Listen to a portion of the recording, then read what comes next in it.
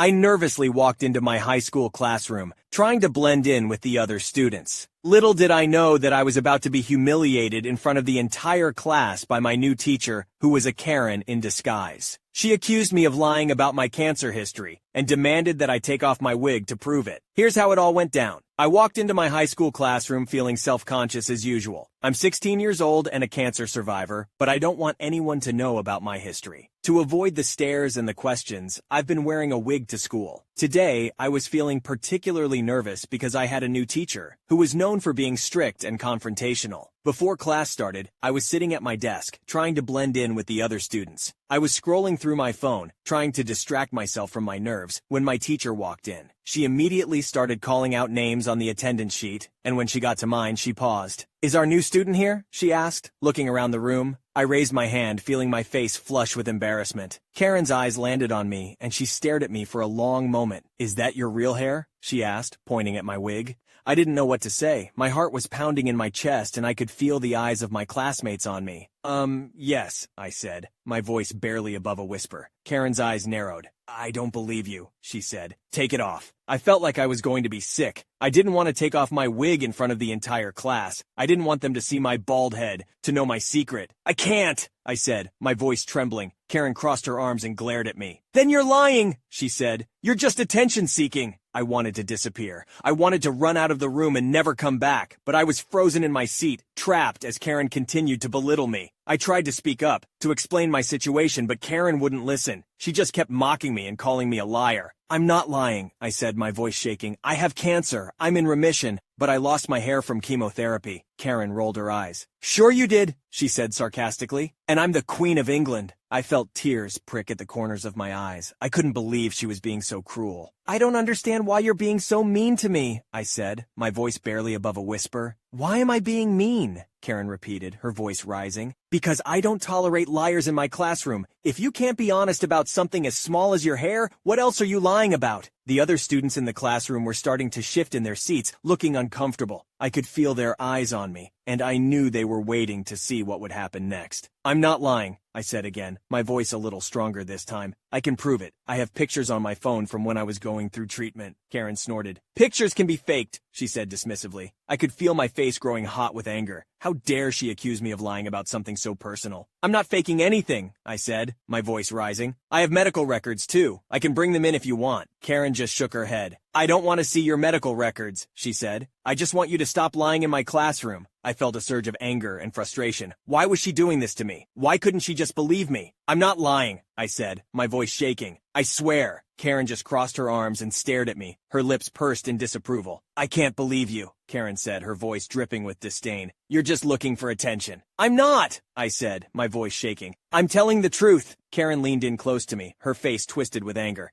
"Take the wig off," she hissed. "If you're telling the truth, you won't have anything to hide." I felt my heart pounding in my chest as I reached up to take off my wig. I didn't want to do it, but I knew I had to prove to Karen once and for all that I was telling the truth. As I pulled off the wig, I felt a cold breeze sweep across my bare scalp. I could feel the eyes of my classmates on me, and I knew they were all staring at my bald head. Karen's eyes widened in shock as she took in my appearance. I didn't know," she stammered. "I had no idea." "That's because you didn't bother to ask," I said, my voice shaking with anger. "You just assumed I was lying." Karen looked down at her feet, her face flushed with embarrassment. "I'm sorry," she said quietly. "I had no idea." "I don't want your apologies," I said, my voice rising. "I want you to understand that you can't judge people based on their appearance. You have no idea what someone is going through." Karen nodded, her eyes downcast. "You're right," she said. "I was wrong to judge you like that. I'm sorry." I took a deep breath, feeling the anger start to dissipate. I knew that Karen had made a mistake, but I also knew that she was capable of learning from it. "Okay," I said, my voice softening. "Just try to remember that next time." Karen nodded again, her face still flushed with embarrassment. "I will," she said quietly. I felt relieved as the bell rang, signaling the end of class. I grabbed my bag and started to head out the door, grateful that the ordeal was finally over. But as I was about to step out into the hallway, Karen called out to me. "Wait," she said, her voice quiet. "Can I talk to you for a minute?" I hesitated, unsure if I wanted to talk to her, but something in her tone made me pause. "Sure," I said, turning back to face her. Karen looked down at her feet for a moment before meeting my gaze. "I just wanted to apologize again," she said, For what I said earlier, I was completely out of line, and I know that now. I studied her for a moment, trying to decide if she was being sincere. After a moment, I nodded. Okay, I said. I appreciate that. Karen nodded back, her eyes still cast down. I know I messed up, she said, and I want to make it right. Is there anything I can do to make it up to you? I thought about it for a moment before answering. Actually, there is, I said. I think it would be really helpful if you could talk to the class about cancer and what it's like for someone going through treatment. Karen looked surprised. Really? She said. You want me to talk about cancer in class? I nodded. I think it would be a good idea, I said. A lot of people don't really understand what it's like, and I think it would be helpful for them to hear about it from someone who knows. Karen looked thoughtful for a moment before nodding. Okay, she said. I can do that. I'll organize something for next week. I felt a sense of relief wash over me. Maybe Karen wasn't so bad after all. Thank you, I said, my voice softening. I really appreciate it. Karen smiled back at me. No problem, she said. I just want to make things right. I nodded, feeling a sense of closure. Maybe the whole ordeal had been worth it, if it meant that Karen had learned something. Karen really got what she deserved. It's so frustrating when people judge others without knowing their full story. Props to the protagonist for standing up for herself and to the best friend for being a true ally, and shout out to the teacher for owning up to her mistake and trying to make it right.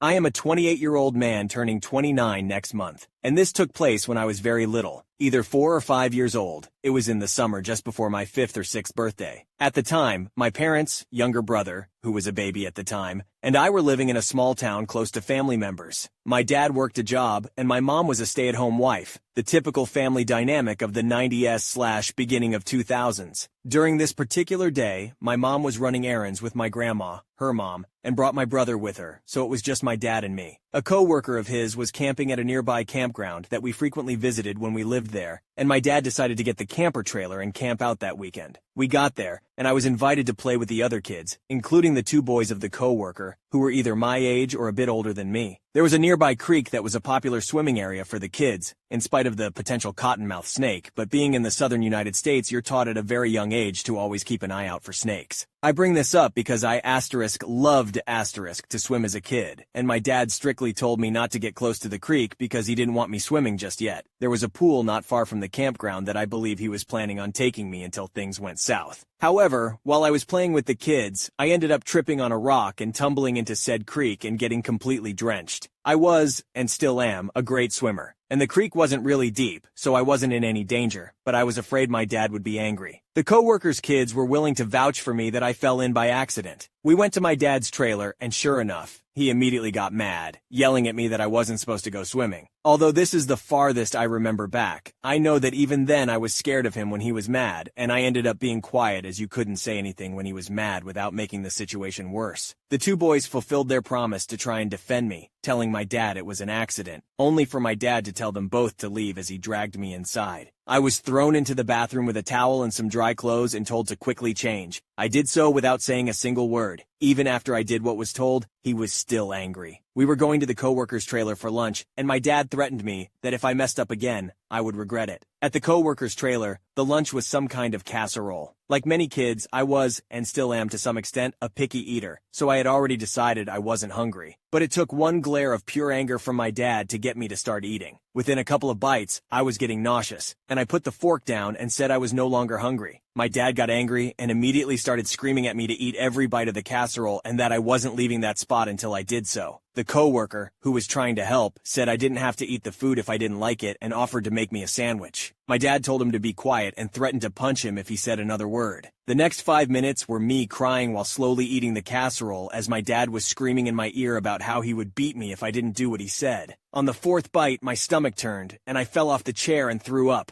I felt him grab me by the hair and drag me to the trailer. I was wailing for him to not be mad at me. My parents were the type to have a wooden paddle for spanking, but at the time, only my mom had the paddle. She had enough restraint to make sure I didn't feel anything more than a slight sting to get the point across for why I was in trouble. My dad proved he had zero restraint as he yanked my pants off and swung the first blow. It was an agonizing strike that was so strong I immediately stopped crying and felt numb, like he smacked all senses out of me. He swung a second time and I blacked out. The rest happened from the testimony of my grandma, as I was unconscious for 2 hours. While I was getting struck, my coworker called my mom in a panic, telling her to go to the campground immediately, fearing for my well-being. My mom and grandma immediately drove from their destination, a little over an hour-and-a-half drive, to the campground. Unfortunately, my dad stormed out after striking me several times in blind fury and threatened to beat up the coworker and his kids if they ever mentioned what they witnessed, and the coworker fled. I don't know if my dad attempted to hurt the coworker and his kids, but considering how angry he was, I wouldn't be surprised. My mom and grandma pulled up to see my dad sitting on a chair in front of the trailer, still fuming. He immediately told them both that I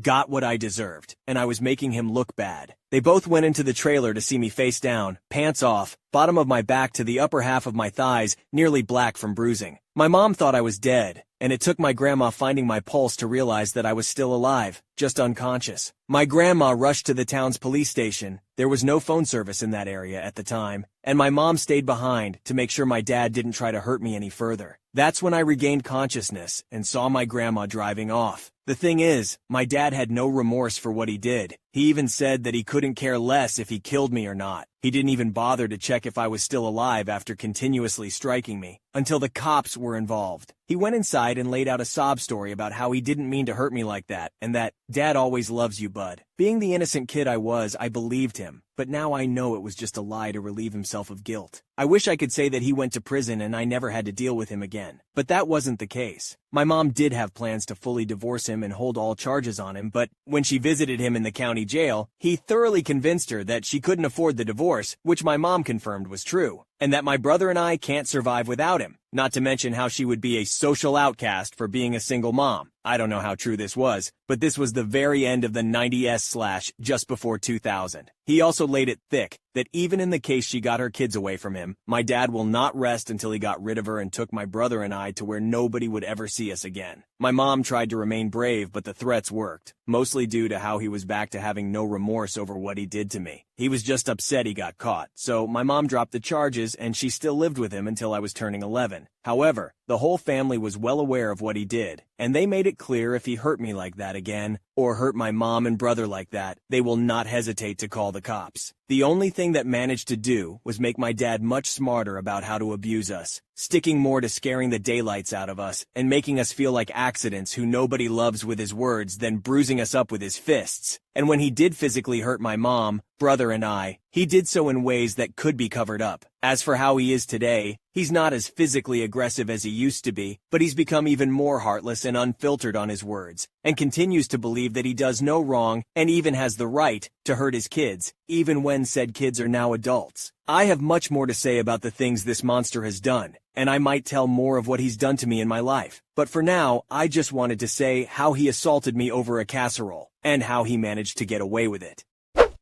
It's hard to believe that someone could do that to their own child over something as trivial as a casserole. I hope that person is getting the help they need and that justice is served. Sending love and support to anyone who has experienced something similar. I have a lot of genetic problems that began to flare up when I was only a child. I've always been in tune with my body and knew how it reacted to different situations. I have to be, so I can be aware of any surprise medical problems that need immediate attention. This story began last year, right after I had a surprise surgery. I had surgeries before, but I wasn't handling the side effects of this one very well. The first time I mentioned the side effects, my mother was immediately dismissive, telling me it was my fault for having surgery and questioning if I regretted it yet. She sounded accusatory, even mocking, and sounded amused that I was having problems. I didn't think anything of it at first. Maybe I was just imagining things and seeing something that wasn't there. Maybe she was annoyed she was my ride home after I was discharged. She had to leave work early to make it to the hospital in time after all. It would probably pass. As days turned into weeks, the side effects became even worse. One of the major effects was waking up with thick bruises over my body and legs and being unable to walk. It felt wrong instantly. I wouldn't know how else to describe it. It felt wrong, and it made me feel wrong. Alarm bells were ringing in my head, telling me my body wasn't right, and this was a medical situation. I called my doctor, but they were fully booked and couldn't see me for months. I definitely couldn't wait months. Instead, I asked my mother to take me to urgent care, even begged. She refused at first, saying I was being overdramatic. I proceeded to ask again, even more over the course of multiple days. Every time I was shot down with my mother saying I didn't need it, and I had to just suck it up. It took over a week for her to get fed up with my asking and told me to get in the car if it would shut me up. I didn't care about her tone. I was just happy I was finally going to be seen. I knew where the urgent care was and quickly got confused when she made a turn down a different street and pulled up to a doctor's office. She told me to go inside and she would wait in the car. I mentioned it wasn't urgent care, and she said again to just go inside. Fine, whatever. I hobbled into the office on unsteady legs and explained my situation to the desk worker. She looked sympathetic, but said there was nothing she could do because it was a family practitioner office that had established patients. They couldn't see walk-ins. Dejected, embarrassed, and in even more pain, I dragged myself back to the car where I told my mother what they said. I received a long-winded rant from her, how it was my fault I was this way, that she didn't even want to drive anywhere and I was being an inconvenience, that I was overdramatic, that I probably didn't even hurt, and I shouldn't have had surgery if I couldn't handle the side effects. She didn't give herself a moment to breathe the entire drive to the urgent care. When we parked, she sat in the lot again, refusing to come inside and telling me to make it quick. I got inside, saw a doctor, and was given the news. I wasn't in any immediate danger or wounded. There was nothing they could do. They couldn't even give me a painkiller and could only watch me stagger out of the doors. The ride home was worse, with more ranting about how I'd wasted everyone's time and if I was happy now. I was too tired to argue. The next day, the catalyst happened. I collapsed and needed to be rushed to the emergency room. I was prone to fainting spells, but every time I had fainted before, it had been at home with my mother who didn't think it was a big deal. One faint had caused me a concussion, but I didn't see a doctor for it until 5 days later. This time had been in public, and someone called 911 for me. According to the paramedics, I had been out for almost a minute, and they were making sure I didn't hit my head and was there cognitively. While my vitals were being checked, I asked them to call my mother and gave them her phone number. They said they would call, but their focus was on me right now. I was lucky and hadn't hit my head, but I was trembling and numb. Apparently, I had a sudden blood pressure drop that was so sharp and severe that the blood couldn't reach my brain. Due to this, my body reacted poorly, and they had no choice but to ambulance me out. When we arrived, they checked my vitals again and confirmed my identity, then set me up with a wheelchair to wait in the lobby until they were ready. I wasn't a high priority for them, as more people there were in worse shape than I was. A woman with a spider bite was ahead of me, and while I waited, I called my mother. She was angry at me for fainting and told me that if I felt it coming on, I should have sat down and it could have been avoided. It was all my fault for being in this situation, and I didn't tell anyone I wasn't feeling right like I was supposed to. You mean like when I begged to go to urgent care? She didn't want to be there if she didn't have to be, so she told me to call her back when they got my results back and hung up. I waited 1 hour, 2, 3, 4 hours passed before they brought me back without a word even asking how I was doing. I got my test done, and the nurse gave me painkillers for the injury I sustained when I hit the ground. I didn't realize how much I needed them until I tried to walk, so I hadn't asked for any before then. Unfortunately, they missed their window for testing right when I arrived, so my body wasn't making it easy to find out what caused the drop, only that my body had an alarmingly high white blood cell count, which usually signals an infection somewhere. There wasn't anything they could do, so the nurse gave me discharge papers and told me that I had to go home because they needed the space for more patients. I signed the discharge papers and called my mother again. She was infuriated that they didn't find any concrete answers, and she didn't plan to drive to the hospital that day, so she'd get there when she got there. I'd have to suck it up and wait until she was ready to pick me up. She hung up, and I returned to the lobby, crestfallen. It's not like I asked for this to happen. I felt alone and wanted to go home or be comforted by my mother in some way. I was all alone at the hospital with a medical emergency, and I was afraid. An hour goes by, and then another. Finally, I got a call from my mother telling me to go to the car. When I mentioned my legs, she sighed, said fine, then hung up. A minute later, she was coming through the doors. We made eye contact for a moment, but she walked right by me and approached the desk where she began to pressure the staff for the doctors that saw me, and proceeded to berate them for answers about my situation until she was satisfied. When she was ready, she told me to follow her outside because she parked closer to the doors and I could walk just fine. I was tired all around and didn't want to get into it.